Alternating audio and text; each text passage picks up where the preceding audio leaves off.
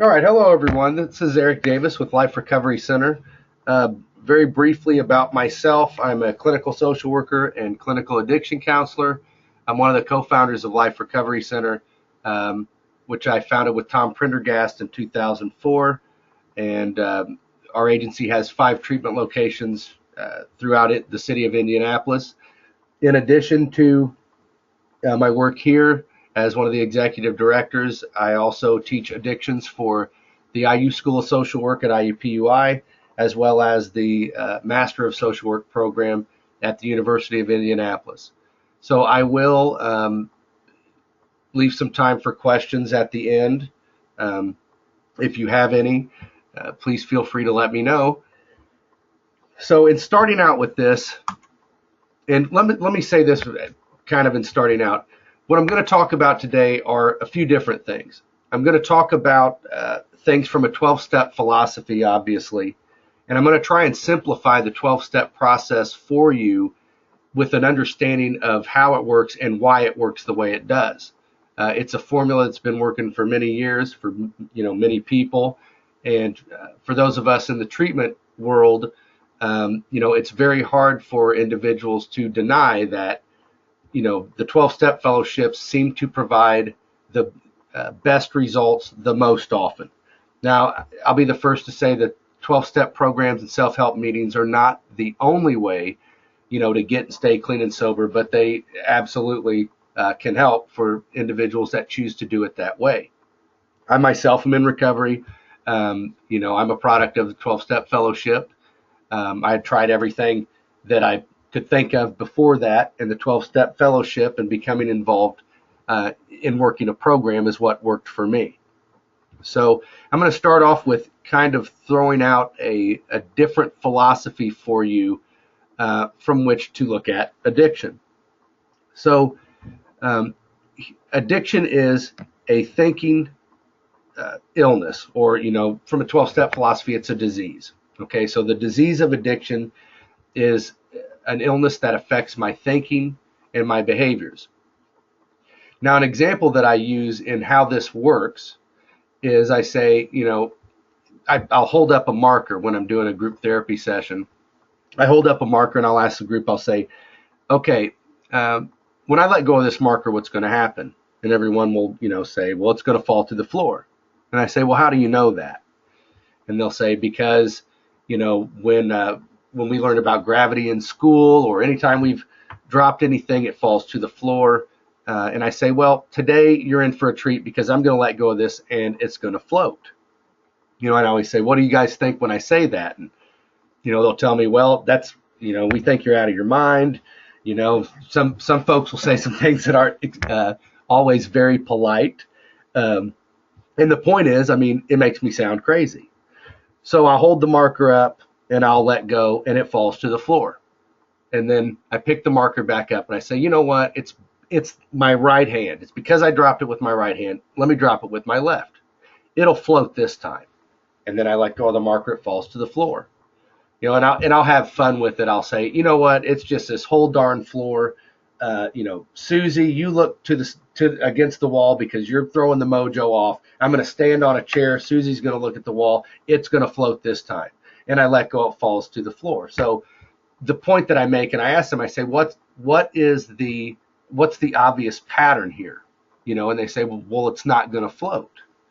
And I say, well, what if I had a thinking disease, if you will, a problem with my thinking process, that no matter how many times I try to do this successfully and fail, there's a part of my mind that tells me it'll work this time. This time will be different, and what that translates into in a real recovery program, or in a real instance of addiction is, it's the drug I'm using. It's this cocaine. If I just smoke pot, I'll be okay.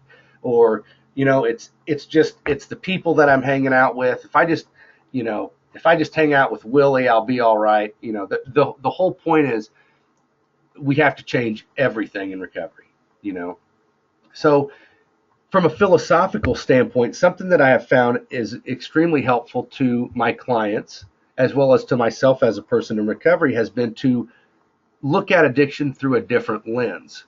And here's what I always say. Addiction as a whole is considered to be chemical dependency. So, I mean, if you look at, society as a whole, pretty much the definition of addiction is, this person is, eating pills, they develop a physical dependence on those, and when they stop taking them, they get sick, they withdraw. And that's true. That's true. But from a treatment standpoint, I think it's beneficial to separate the two out. And here's what I mean by that. I say that addiction is not chemical dependency. They're two very separate things that work together, obviously. So and the reason I say that is because chemical dependency is absolutely curable. If someone is using heroin and they stop using and they go into withdrawal, they're obviously physically dependent on that. They're chemically dependent.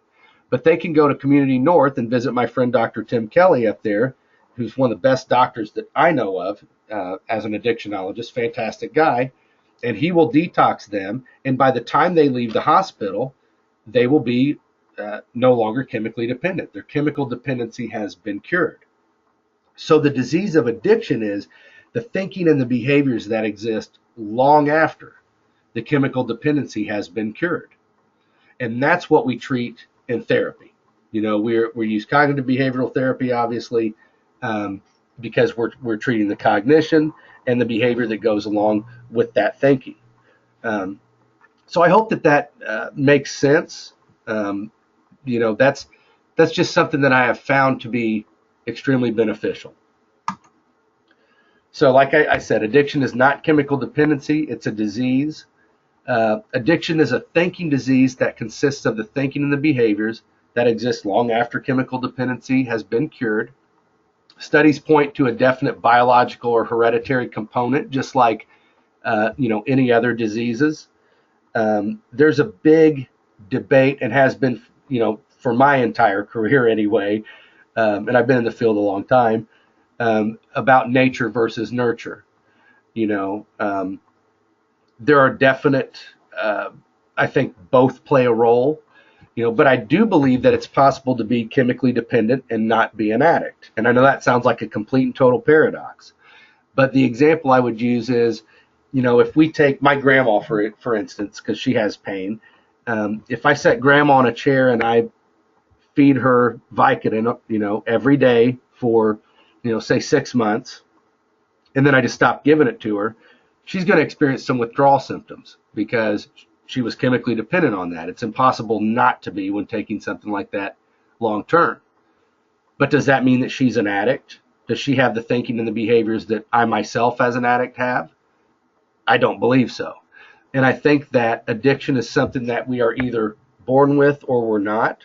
I'm a firm believer that there are some people who are probably chronic alcoholics or chronic addicts, but they would never know because they never opened Pandora's box. They never used that first one to set the illness on its course. I can tell you that addiction, the thinking and the behaviors remain alive and well for a long time. As far as I'm concerned, for the rest of a person's life. I think chemical dependency is cured, and I think that we get a daily reprieve. But I don't think we are ever cured. And that's why individuals who have been clean, 20 or 30 years still go to meetings, because they're still treating the illness part, no longer the chemical dependency. And then I always include, one of the ways that I've heard it said best by my friend Charlo Burrell, who works at Fairbanks. He's a recovery coach there. He says, addicts are not bad people trying to be good. They're sick people trying to get well. And I absolutely agree with that. I know it's hard sometimes to see it that way because, by all outward appearances, in all fairness, what does society see? What symptoms of addiction does society typically see? Well, usually the illegal behavior or, the lying, cheating, stealing, manipulating, doing whatever I have to do to get the next fix. And if that's what they see, of course, that's what people are going to judge addiction on as a whole. So the progression of usage, I actually just shared this in group a couple of days ago, and I always have a good time doing this. The progression of usage is something that I have yet to meet a person, who was an addict. And when I say addict, please understand, I mean, that's a term of endearment for me. I identify as an addict. It's not, I don't mean that in a derogatory way in any way, shape, or form. I know there's a big push to say a person afflicted with addiction. So please don't anyone be offended when I say addict. I don't mean it in a bad way. But I've yet to meet an addict who said, I just woke up one day and I decided, man, I really want to screw my life up. So I think I'll start using this or that and burn it all to the ground, and no one ever asks for it. And so it's always interesting to discuss, well, how did we get started on that path? And clients can always relate to this. Okay, so we know that addiction is an illness that progresses as time goes by. It gets worse over time. And here's an example of that. So, and I apologize for the drawings. I'm not a good artist, but it works. So here's this guy, and he is, living his life, and things are okay. And along comes this cute, cuddly little guy, and that's the guy sitting on his shoulder with a big smile on his face. And the person says to his little buddy, says, "Man, where have you been all my life? This is fantastic. When we hang out together, it seems like the colors are brighter. I don't worry about all the little stuff. I feel like I'm complete for the first time ever." He says, "We need to hang out all the time, buddy. You need to come back again." So if you've ever had a cat in your neighborhood, and you wanted to see it again, a surefire way to do that is to simply feed it once, and you're probably going to see him again. So because this guy likes his buddy hanging out, he starts feeding him, so he'll come back. So what happens when we feed, kids or plants? They grow. So what we wind up with is now, here's the person again, and now his buddy's as big as he is. The problem that presents is that sometimes, we have things to do or, bills to pay, and we don't want to hang out with our cute, snuggly buddy. And he fights us off. We say, "Hey, we really don't want to hang out with you." And he says, "Yeah, well, I'm hanging out today." And we get in a shoving match, and sometimes we win, sometimes he wins. So as he continues to grow, not only is he more powerful, but we also have to feed him more and more and more because, bigger things eat more. And he continues to grow until eventually we don't have enough food to feed him. So what does he eat? He eats us. And this cute little guy that was so fun in the beginning, that was sitting on our shoulder and, was such a great time, we find out that he has grown into this, hideous, fanged monster who eats us. And this right here, the monster, this is what active addiction looks like. Being in the belly of the beast. And that becomes the top priority. What that translates into in real life in active addiction would be, well, I've got $50 and my daughter wanted that, big wheel that is, on sale, and I've got enough to get that and get her a couple other things for her birthday this weekend. Man, but the monster's hungry. And so all those other things go to the wayside and I have to feed the monster. What's always been fascinating to me as a treatment professional is how often someone will come into my office, for an initial assessment or something like that, and they're at this stage. They're at the monster stage. They've been getting arrested. They're getting in trouble. They're failing drug screens. Everything has been messed up as a result of their using, but they sit there and explain to me how all the reasons that they're here, that they can quit anytime they want. They're not hurting anybody but themselves, and that's always been a fascinating part. So that's what the progression of usage looks like. I firmly believe that, nobody starts out to mess their life up. It's, they get that first time. It's like, wow, I like how this makes me feel. I want to keep doing it. And eventually, it grows to a point where nothing else matters. And actually, addiction comes from a Latin term, addictus, which means to give all. Or another way of saying that would be to become a slave to. That's what addiction does. Now, going again on that example, this is what recovery looks like. Recovery looks like, here's our friend, or here's the guy, and the monster has shrunk down to, his smaller size, to where he used to just sit on the guy's shoulder, but he's in a cage now. And this is what recovery looks like, in that there's a few catches. Number one, the monster will never die. We have to carry him everywhere we go, no matter what, at all times. We can't just, set him down in the corner and walk away and leave him there, and he doesn't bother us anymore. So we have to carry him in the cage. And the other part of that is we have to do maintenance on the cage. And, I'll talk more about what that maintenance is as far as a 12-step program goes. But from a 12-step philosophy, this is completely and totally what recovery looks like. We're never cured. Life gets better, but recovery comes down to some decisions that we make, on a daily basis. There's different sayings like just for today, fake it till you make it, act as if, things of that nature. But at no point do the fellowships believe that we are cured, because cured, in my opinion, would mean that I could now use successfully. I always jokingly say, hey, if they come out with a pill tomorrow that I can use successfully, drinks on me, but that hasn't happened yet, and I highly doubt that that's going to happen in my lifetime. So let's talk about 12-step meetings for a moment. That's where the 12-step philosophy comes from. It all started with Alcoholics Anonymous. I think it was in 1934. A guy named Bill Wilson and a gentleman, he was a medical doctor, Dr. Bob Smith. They were the co-founders of Alcoholics Anonymous. And Bill Wilson met Dr. Bob, and they started figuring out things that worked. They were both alcoholics and put together a program that actually worked. And, it's grown into what it is today. Well, the 12 steps, the program was so powerful that people who were addicted to things other than alcohol started going to some of the meetings and just replacing the word alcohol with their own drug of choice, whatever it was. And they found that the steps worked for that too.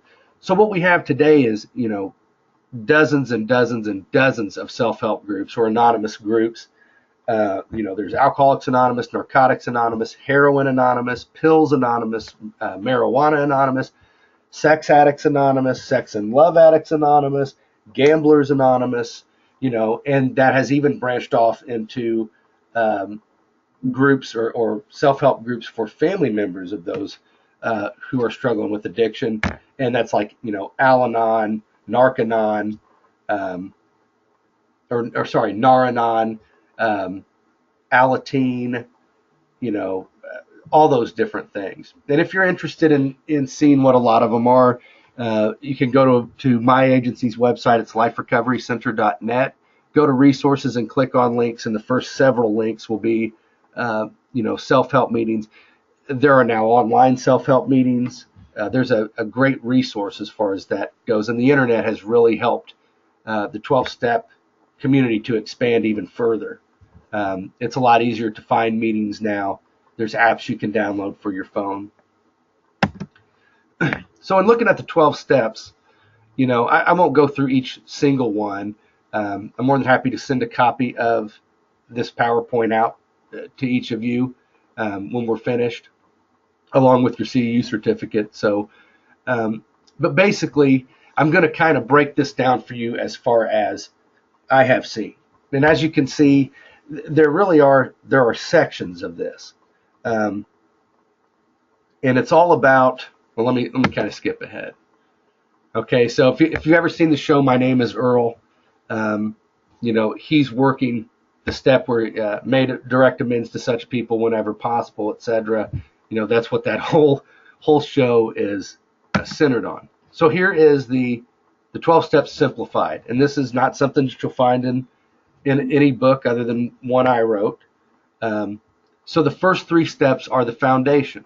That's where I admit I'm powerless, come to believe that a power greater than myself can restore me to sanity, and make a decision to turn my will and my life over to the care of God as I understood Him, or her, or them, whatever it is. So a simple way of saying that is I can't, that's step one. I can't, he, she, it, they can, I'll let them. So the first three steps are really about the serenity prayer, if you're familiar with that. If you're not, it says, God grant me the serenity to accept the things I cannot change, the courage to change the things I can, and the wisdom to know the difference. We say that at the end of a lot of meetings because it's a great reminder of what the crux of our problem really is.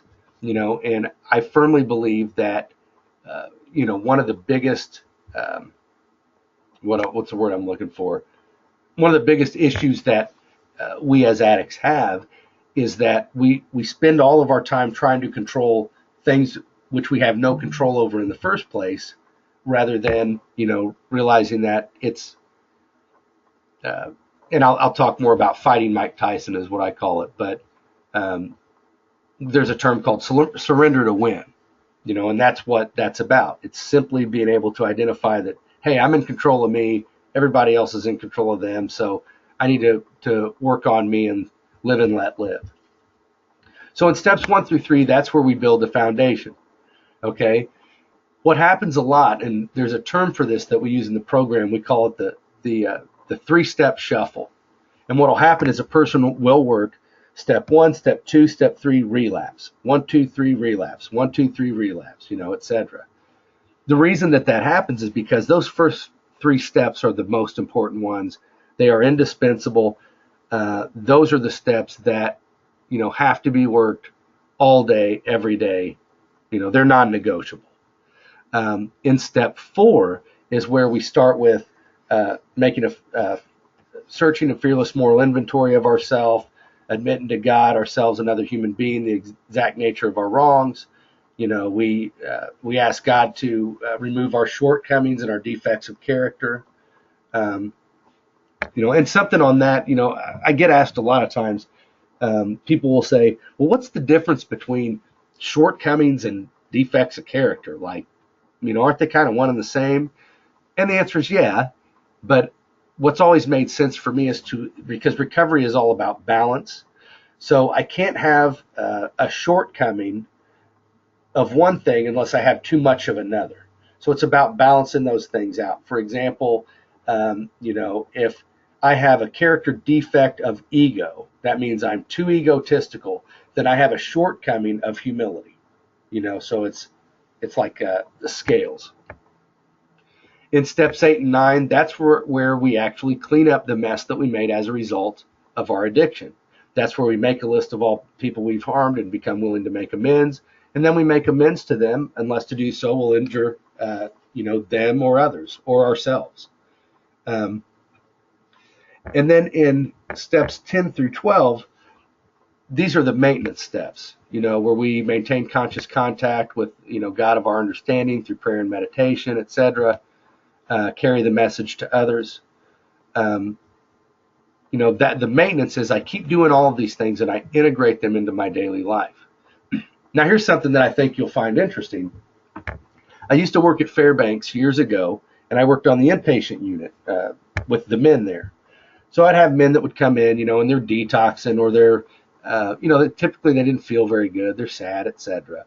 And part of what I had to end up doing a lot of times, and this is back before cell phones, if that gives you any indication how old I am, but there was a payphone in the hallway at Fairbanks, and these guys would, I would hear them in the hallway, and they're on the phone, and I hear them saying this: I swear I'll never do it again. I'm so sorry. I'll never drink again. All that, and it's like, okay, man, hey, come here. Let's hang up the phone. Come in here and talk to me for a minute. And I would always say to them, well, how many times have you said that to your wife before? And they'd say, a lot. And I would say, well, why would this time be any different? Well, because I really mean it this time. I really do. Well, have you ever meant it before? Then the answer is yes. And what I would point out to them is, look, the reason that from a 12-step standpoint, we don't even start making amends till steps 8 and 9 is because by the time we get to steps 8 and 9, through working steps all the way from 1 to 7, the people that we owe an amends to can already see that we're serious. They can see that we're sorry. And my dad used to say something to me that I hated hearing it at the time, but it's so true. He would say that, your behavior is screaming so loud, I can't hear what you're saying. And, I repeat that all the time. And that's what I would tell those gentlemen at Fairbanks that, I know you meant you were sorry, but you got to fix this problem, start working on this problem, and then they'll know you're sorry when it's time to tell them that. Okay, so I hope that makes sense and takes some of the magic out. The 12 steps, they're very simple, but they're actually, it's a daily program for living. And that's what people don't realize a lot of times is there's two ways that we work steps. We work them formally on paper with a sponsor, and I'll talk more about that in just a moment, and we work them informally by integrating them into our daily life, etc. Okay, so sponsorship. A sponsor is simply a guide. It's someone who shares their experience, strength, and hope. Someone who's been where, I'm at as a person, in active addiction, getting clean, and they can show me how to live clean and sober. Okay, and I'm going to revisit all these in just a bit, but that's what a sponsor is. Okay. Honesty, open-mindedness, and willingness. All right, that's the how of the program, how it works. What this translates into in a real recovery program is being honest about what I do and don't know, about recovery. Am I planning a relapse in my head? What's the truth? Am I struggling? Am I doing okay? So I'm honest with people that can understand. I'm open-minded to the feedback that they give me, and then I'm willing to take the suggestions. And really, the literature, the recovery literature says that with these three, we are well on our way. If a person can do these three things, a 12-step recovery will work great for them because it's a tried and true proven formula that hasn't changed in many years because it hasn't had to. It works. Okay. And then with the higher power, a lot of times I've had many clients through the years who, when they get to the word God in the steps, it's like they just shut down because sometimes, people come into treatment, they're angry at God or, they're an atheist or agnostic. So something that I heard years ago that's been helpful for individuals who are struggling with that is to just look at the letters, G-O-D. Good orderly, and it can stand for any number of things, but it can stand for good orderly direction, which means I just do the right thing. Group of drunks, group of drug addicts. The key is a higher power is all about the answers coming from somewhere other than ourselves. And that's because we have a saying in the program. We say, my best thinking got me this seat right here. When we're sitting in meetings. And that's because that's the truth. If I had known how to stay clean and sober, I would have, gotten clean and sober and stayed clean and sober much sooner than I did. It was only after I had exhausted everything I could come up with that I did something that worked. And the answer came from somewhere else, So that's an important thing. And fellowship. Spending time with and learning from others in recovery. We call that people say go to the meetings after the meetings. And what that means is you go to a 12-step meeting, and you're at the meeting. And then afterwards, there'll be a group of people a lot of times that'll go to like Denny's or Waffle House or somewhere that's open late and kind of hang out. And it's about integrating these like-minded individuals, into my life. And I always make sure to share this because, when I first got clean, I was scared to death. It was like, I don't, what type of people am I going to be hanging out with, or whatever, and totally had all the judgment. And what's ironic is my best friends, to this day, are the people that I met through meetings years ago. That's how I met Tom, who's my business partner, one of my best friends in the world. Um, and the list goes on and on. I mean, most of my friends that I still have to this day are friends in recovery because the friends that I was using with, they disappeared. I wasn't fun to them anymore, and unfortunately, many of them are in prison or passed away. So fellowship. Now relapse. Relapse is something that happens when a person has experienced a significant amount of clean time. If they were clean for a couple of days and then used again, that's more of a break. That's not really a relapse.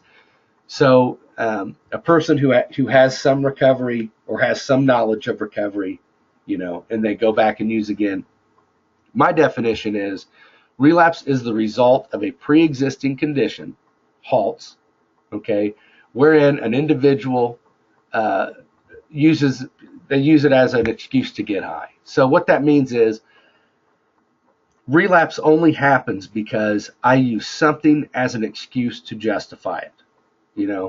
Um, in the very beginning, I had a relapse, and it was because the bottom line was I wasn't done using. I didn't want to be done, and I was just kind of made a decision. Well, I'll just go back to doing this. But I believe now that relapse happens because something is out of whack. Okay, let's talk about what that would be. So these are relapse warning signs according to the recovery literature. And it says, if we're too hungry, angry, lonely, tired, or serious, we need to halt what we're doing and take a look at our recovery program. And I mean, this is very true, all of these things. Now, the reason that, well, let me go with this. So the solutions to these things are very simple. Obviously the solution to being hungry is to eat. The solution to being angry is to, vent, to talk about what's going on. The cure for loneliness is fellowship or being around other people, reaching out to others. The cure for being tired is to get some sleep or rest. And the cure for being, what I call terminally serious, if that makes any sense, where people just aren't having it. There is no joy. This is serious business, and nothing's funny, nothing's fun. It's just when a person becomes terminally serious, that's a pretty good indicator that things are wrong, or that something's bothering them. So the good news for individuals in recovery is that 12-step meetings are a one-stop shop for relapse prevention. And that's because if we go back here to these solutions that counteract these relapse warning signs, a 12-step meeting covers every single one of those in one fell swoop. Now, here's what that means. So, hungry, eat. Sometimes they'll have food at 12-step meetings, but I also think that hungry can mean hungry for recovery knowledge, hungry for fellowship, like hungry for any number of things. And I'm going to get that at that meeting. It's going to feed my recovery. It's going to give me some knowledge that's applicable that I can use. Now, angry, the cure is to vent, to talk about it. That's what meetings are for. It's a chance for a person to go to a meeting and talk about what's going on, or to vent their frustrations or their feelings, to get some guidance, etc. Lonely. It's possible for individuals to go into a football stadium and feel alone, but it's a lot easier to feel alone by yourself typically than when you're with others. So that speaks to the fellowship, where there are like-minded individuals who understand, etc. Now, also, I always laugh with clients. I say, I hope you're not sleeping through meetings, but if you go to meetings, it is an hour and a half or an hour, whatever that meeting is. that you can just sit there and kind of shut off the outside world and focus strictly on, our own stuff and our own recovery. And then, 12-step meetings are typically fun because people are say funny things, and every now and then they'll tell a joke or stuff like that. I mean, it's just after a while, it's like hanging out with your friends because that's who the individuals are. It becomes a social circle, and that's fun. It's fun to go to meetings. So, the 12-step meetings provide an ongoing solution for all of the relapse warning signs, and that's one of the reasons that I think 12-step recovery is so effective. Now, in talking about relapse, I want to share with you what I call the recovery raft. And from a 12-step perspective, this is typically how relapse happens. This is more often than not what it looks like. And you're going to have more of my absolutely beautiful drawings. So that guy probably looks familiar, from being in the belly of the beast. This is a man who's drowning. He's out in the middle of the ocean, and there is no land anywhere in sight. And he's, just now going under the water, and he feels hopeless. He thinks, even if I start swimming, there's no land anywhere. I may as well just give up hope. And this little tiny ember of hope is kind of surviving a little bit in the back of his brain. Well, lo and behold, a little current comes along and it pushes him back up to the top, and his face comes out of the water, and he gets a big breath. And that little ember of hope really starts to kind of flame up. And he thinks, you know what? Maybe I don't have to die. Maybe I don't have to die. Maybe there's hope for me for some reason. And so he says a foxhole prayer, which, if you're not familiar with what that is, that's a term, for like when the soldier was in a foxhole, he'd say, hey, if you'll get me out of this one, I'll do whatever it takes. And that's kind of what this guy says. This guy says, look, God and higher power, if you're out there, if you'll help me out, I promise I'll do whatever I have to do. And lo and behold, a big gigantic ship appears. Okay, it's a great big freighter. There's an anchor hanging off the front of it. And this boat comes alongside him, and there's a guy up on the boat, and the boat is just full of people. The man hollers down to the guy in the water, and he says, hey, do you need help? And the man in the ocean says, oh no, not at all. I'm just out here swimming, having the time of my life. Of course I need help. I'm drowning, And the man on the boat says, okay, well, there's some good news and some bad news. And the man in the water says, okay, well, can you tell me what the bad news is? And the guy says, yeah, the bad news is there's too many people on the boat, and we have absolutely no room for you on here. The only way I could bring you on this boat is to throw somebody overboard, and I can't do that. But the good news is I have some boards and some rope that I can throw over the side. It still won't make enough room for you to get on our boat, but I'll throw the boards and the rope over, and I'll tell you how to build a raft, and you can follow us to land because that's where we're going. And the guy says, well, that's fantastic. Yeah, please. So the man on the boat throws over a piece of rope, and he says, hey, this rope is fellowship. Hang on to this because this is what's going to tie it all together. The guy in the water says, okay. The man throws over a board. This is a funny looking raft, but bear with me. It's a recovery raft, okay? So the guy on the boat throws the first board over, and he says, hey, this first board is 12-step meetings. The man in the water says, well, what are those? And the boat guy says, well, the 12-step meetings are self-help meetings where, people in recovery come together to discuss, experience, strength, and hope, and dealing with the common problem. He said, think of it kind of like you would a war room, where like the generals gather in the war room to talk about what they're going to do to fight this enemy, what worked, what didn't work. He said it's kind of like that, but they're talking about the disease of addiction and how to get through it. They'll share what worked for them, what didn't work for them, maybe things people need to watch out for, etc. The guy says, okay. And he says, when are those? The man on the boat says, well, the good news is those are everywhere all the time. Pretty much any town, anywhere is going to have a decent amount of 12-step meetings. And the guy says, okay. The man on the boat throws over the second board. And he says, this second board is a sponsor. Says, at the 12-step meetings you're going to, you need to get a sponsor. And the man says, well, what's a sponsor? And he says, well, a sponsor is simply a guide. It's someone who's been where you're at, who can teach you a new way, and teach you how to work a recovery program. And the man says, okay, I think I kind of understand that. The guy on the boat says, well, kind of think of it like this.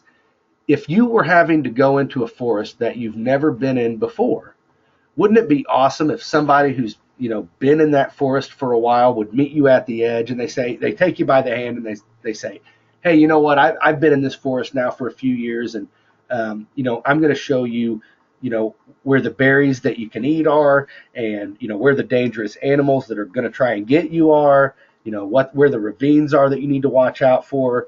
They're going to show you how to safely navigate that forest.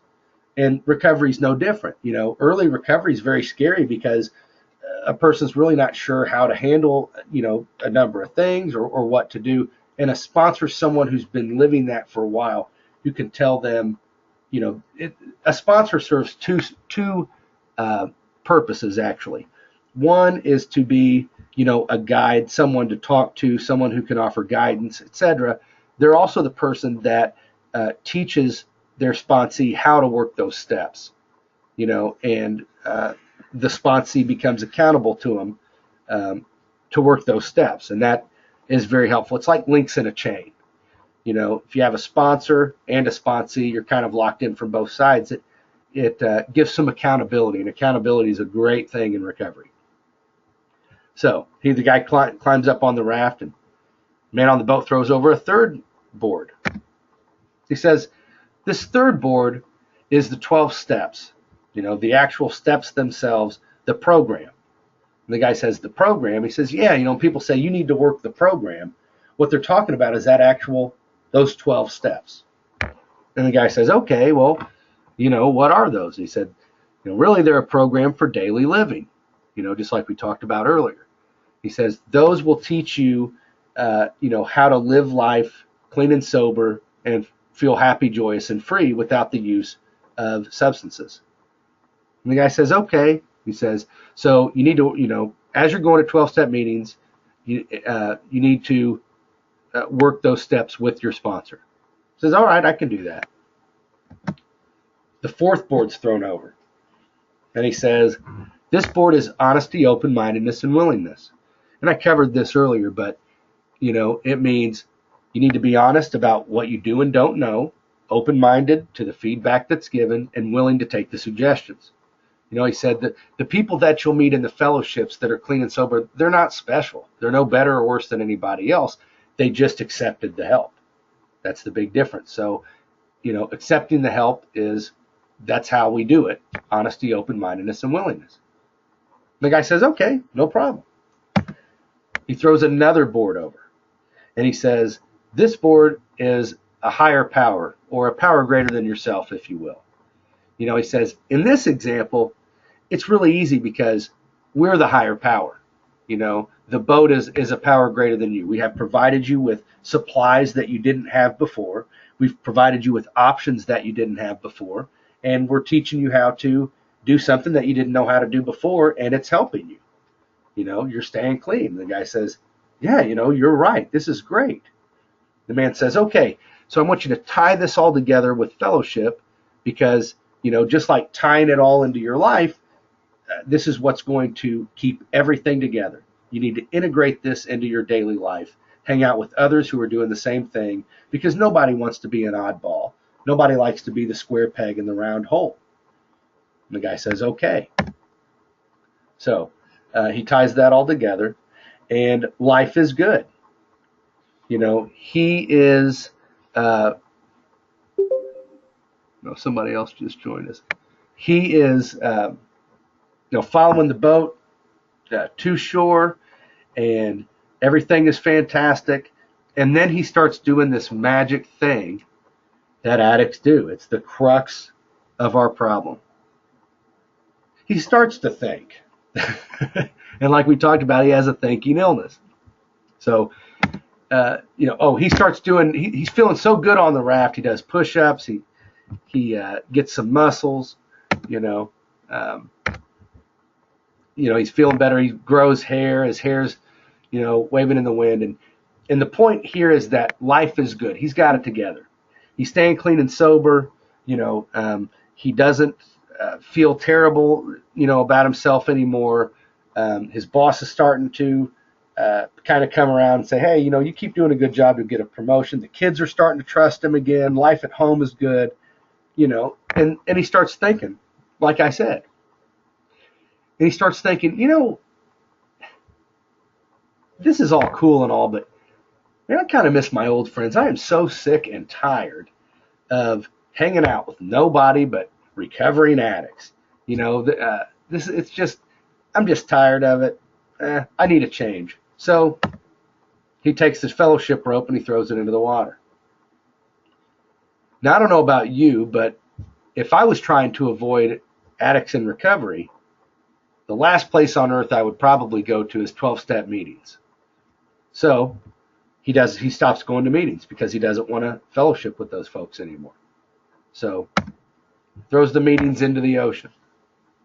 Now, they have a saying in the fellowships. They say, if you're working the 12 steps by yourself, your sponsor is an idiot. Okay? Because that means that I'm sponsoring myself, and if I knew how to work a recovery program, I wouldn't be here in the first place. And I know enough to know, left to my own thinking, things aren't going to turn out well. I need that support and accountability at all times, even to this day. I have a sponsor to this day. I talk to him all the time. And also, he knows that his sponsor is going to tell him, you need to go back to the meetings. Have you lost your mind? So he avoids his sponsor, and that disappears. So he's no longer working the steps because he doesn't have a sponsor. And so that goes into the water. Now, would you agree that he is not being honest about the true nature and depth of his problem? Now, keep in mind, he was almost dead before. He was drowning. He was grasping to life by a thread, and the boat came along. He asked for help. The boat came along, and they provided him all the help he needed, But he's not being honest about that.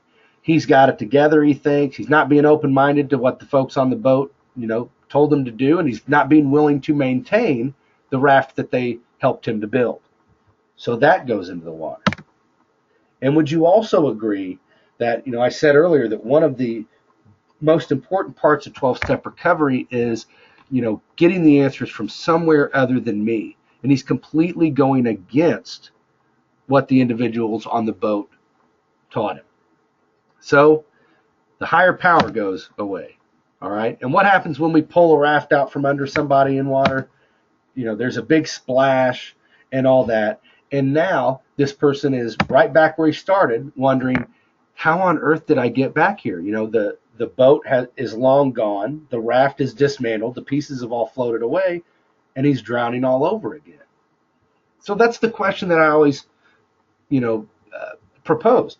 How did he get back there? Well, he got back there because denial is a very important element that we have to deal with in regard to addiction.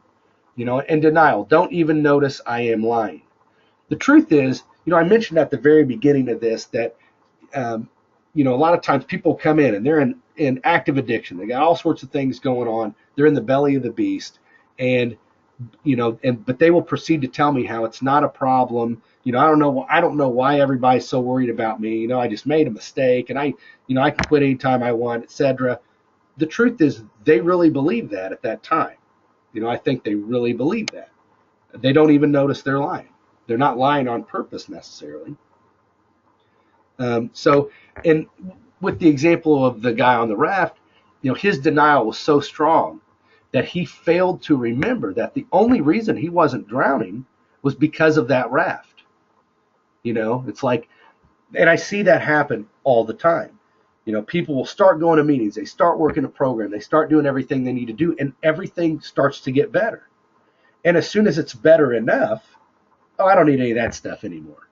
And it's kind of like, I always point out too, it's like, if you know anybody that works out profusely, and is just, ripped, they look like a bodybuilder.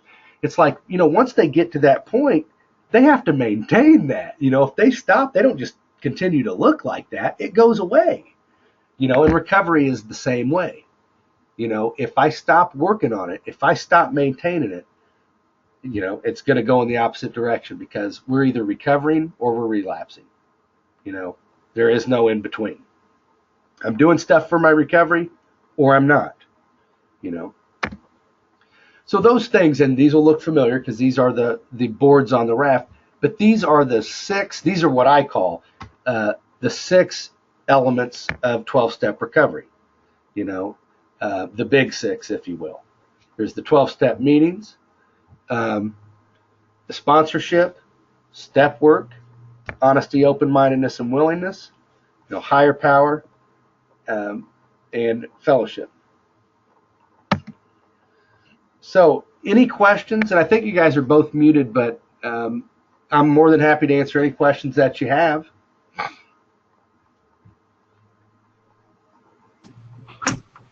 I want to make a comment. I don't know if you can hear me. Yeah, I can hear you, Vicki.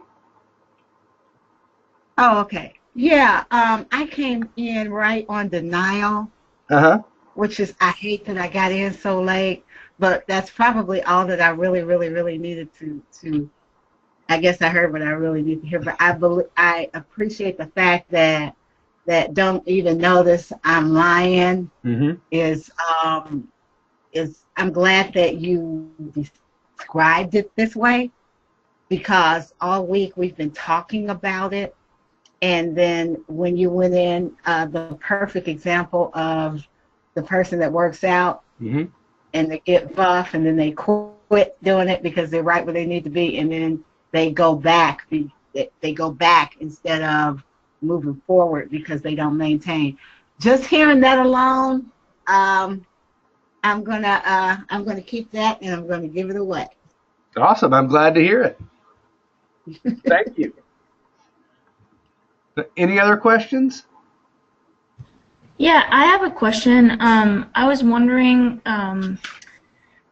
what does it take to, like, I work at a university counseling center, and a lot of times what I hear from the students is that they can't find a 12-step, or they try to go and then they have a really hard time finding like people like them, so like age group and things like that will kind of match. And how do you start one on campus, or is that a possibility to even start one on campus? It is. So that as far as starting, you have to go through like the NA World Services or AA. You have to. There's like a hierarchy, so they would need to. Basically, I would have them look up whatever the fellowship is, in the phone book or online, and call, because the person that answers the phone will be able to tell them what they would have to do to start a meeting. I can speak also to kind of what you're saying. I'm guessing that they're young adults, probably early 20s. Is that? Yeah, between 18 and 21. Yeah, I me personally, I got clean right before I turned 22. So I mean, I was I was a pup when I got clean, and it is difficult then, because one of the things I kind of ran into was, well, where are all the young adults like me? Because unfortunately people don't usually get it right when they're young. So, but what I can tell you is there are a plethora of young people out there who are in recovery. It just takes a lot of looking. So, but they are out there, I promise. Okay. All right. All right. Any other questions, anyone? No, I'm good. Thank you so much. All right. Thanks, you guys. I will. I'll be sending out your CEU certificate, and I'll also just include a PDF of the PowerPoint. And if you think of any questions after the fact or anything like that, please don't hesitate to reach out to me. I'm an open book, probably too open sometimes, because I'm sure sometimes people think, man, I wish I hadn't asked him that that question. You know, if it's a question about addiction, I will tell you everything that I've learned through my career or know personally. So please consider me a resource if ever needed, okay? Okay, thank you so much. Okay, I got one quick question because I didn't get in this webinar early enough to get the CEUs. However, I still would like the PowerPoint. Yeah, no problem. If I can get it. I'll send you the PowerPoint. Okay, thank you so much. All right, you're welcome. Thanks again, you guys. Thanks. Bye-bye.